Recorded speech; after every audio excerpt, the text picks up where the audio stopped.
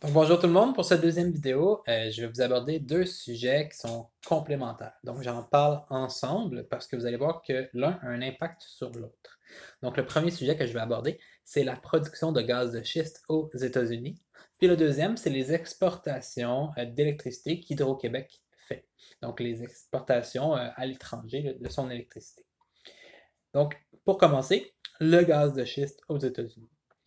Dans la fin des années 2000, puis au début des années 2010, donc on parle de 2008, 2009, 2010, 2011, dans ces années-là, les États-Unis se sont mis à produire, dans le fond, une nouvelle forme d'énergie. Ils l'ont produite en grande quantité, de plus en plus. Une forme d'énergie qui coûtait pas très cher à produire. C'est le gaz de schiste. Quand on parle de gaz de schiste, c'est un gaz naturel. Nous, dans nos cours, lorsqu'on parlait d'énergie, on en parlait comme un gaz naturel. Donc, parmi les gaz naturels, il y en a plusieurs. Dans le cours, on n'allait pas si loin que ça. Mais le gaz de schiste, sachez que c'est un gaz naturel. Donc, c'est une forme de gaz naturel. On la produit, ça ne coûte pas très cher, mais c'est très polluant comme production. Puis aux États-Unis, comme il y a une grande population, puis qu'ils consomment beaucoup d'électricité, puis que l'électricité est aussi, dans le fond, vendue par des entreprises privées, bien, il y a une concurrence pour essayer de vendre l'électricité le moins cher possible. L'un des acteurs dans cette concurrence-là est de plus en plus ces entreprises-là là, qui font du gaz naturel, puis qui le transforment en électricité. Ils vont créer des grandes centrales d'électricité, puis ils vont consommer du gaz naturel, ce qui est très polluant, pour créer de l'électricité qu'ils sont capables de vendre pas très cher. Donc, aux États-Unis, le point que je voulais vous dire, on commence à produire du gaz de schiste au début des années 2000, à la fin des années 2000, au début des années 2010. Puis, ce gaz de schiste-là sert à faire de l'électricité qu'on vend pas cher aux Américains. Le deuxième point que je voulais aborder, ce sont les exportations d'énergie d'Hydro-Québec. Donc, Hydro-Québec, une grande partie de son électricité est consommée par les Québécois. Mais au Québec, on n'en consomme pas assez là, pour consommer toute l'énergie qui est produite.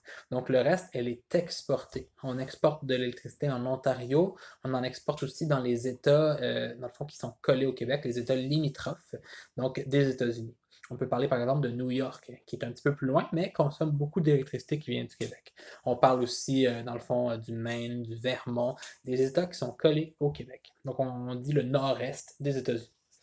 Donc, cette partie-là des États-Unis consomme beaucoup d'électricité d'Hydro-Québec. Par contre, avec le nouveau joueur qui vient d'arriver, là, au début des années 2010 surtout, donc ce nouveau joueur-là, qui est les gaz de schiste, les producteurs de gaz de schiste qui font de l'électricité puis qui la vendent pas cher, bien, Hydro-Québec a dû baisser son prix de vente aux États-Unis. Donc, l'électricité qui est vendue aux États-Unis, qui est exportée, elle est exportée à moins cher qu'elle coûte à produire. Ce que ça veut dire, c'est que le coût que ça coûte, là, construire un barrage, l'entretenir, payer des employés pour ça, donc le coût que ça vient coûter là, pour produire de l'électricité, on vend cette électricité-là moins cher aux États-Unis en ce moment pour essayer de concurrencer l'électricité qui vient du gaz de schiste. Donc, c'est un des arguments qui est avancé dans le film J'aime Hydro par les gens qui sont contre la production du barrage, là, la romaine, donc la construction de ce barrage-là. Vous allez voir. Donc, c'est un de leurs arguments. Si en ce moment, on vend de l'électricité moins cher que ce que ça nous coûte la faire, pourquoi construire un nouveau barrage? C'est pas rentable. Mais vous allez voir qu'il y a aussi d'autres arguments qui viennent d'Hydro-Québec, qui viennent en fait un petit peu être une opinion pour la construction de ces barrages-là. Ils disent que c'est une énergie verte, donc l'énergie hydroélectrique. Puis de plus en plus, les populations, même aux États-Unis, vont vouloir se tourner vers une production d'énergie verte, même si ça coûte un peu plus cher. Donc, on va voir pourquoi. Là. Dans le film, on va en parler.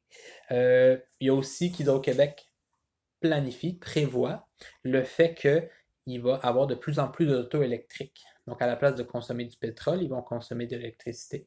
Puis, il va falloir, cette électricité-là, il va falloir la produire. Donc, il va y avoir une plus grande demande pour l'électricité. Les gens vont consommer plus d'électricité, puis moins de pétrole. Donc, pour ça, ça vaudrait peut-être la peine de faire des nouveaux barrages. Donc voilà, moi dans le fond, je vous donne ces arguments-là. Pensez pas que je prends position. J'essaie de voir les arguments d'un côté comme de l'autre. Donc vous allez voir dans le film, là, puis vous pourrez vous faire votre propre opinion sur ce sujet-là. J'espère que ça vous a éclairé. Si vous avez d'autres questions sur la production de gaz de schiste aux États-Unis ou sur les exportations d'Hydro-Québec, n'hésitez pas à m'en faire part dans les cours en ligne.